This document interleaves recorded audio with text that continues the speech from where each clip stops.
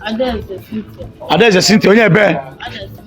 Adazinu na Anambra State. Ke village in Adazinu. What's up, guys? This is another day to bring you update of what is happening in Igbo land. This is currently happening at Ifitedunu in Anambra State. The local security agency of Ifitedunu have busted the house of a woman who is doing human trafficking. When they busted the house, unfortunately the woman was not around, but they met this young girl you are seeing on the screen, whom the woman is using for prostitution, and they also met the boyfriend of the woman, which is the guy you are seeing on the screen. And according to the young girl, the woman is using her for prostitution without the consent of her parents. According to her, the woman took her to a native doctor where they swore an oath, and they also prepared a sham, which the woman gave her a piece of the sham which she's wearing on her neck as a necklace. And the woman told her that any day she's going to reveal to anybody what the woman is using her for, or any day she's going to run away with her money, that she will run mad, that is the effect of the sham she's wearing on her neck. That was exactly what the woman used to put fear in the heart of the young girl.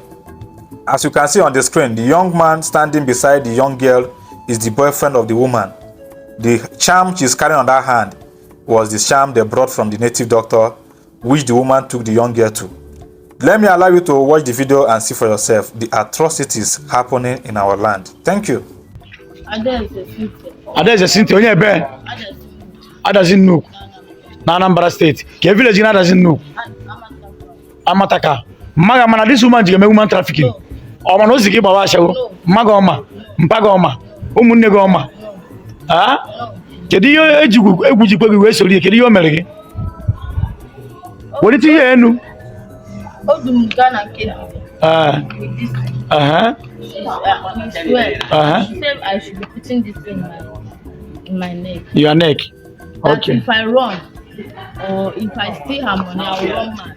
Okay. Oya. Woni ti ye enu? So ya ka enye gi take oath. Meta kpọrọ gi jana nke dibia. We nye gi nke asịrị nyarụ n'onu. So yi na gwa iwe eziokwu. Ego ne ki na-enye in a day? 40,000, 30,000. 40, 30. How many man can you get in a day? 12. 12. Another one again. 12. Uncountable. Uncountable. You know one period again? I did On a second name here. Yes. Yes. So you know why we joke.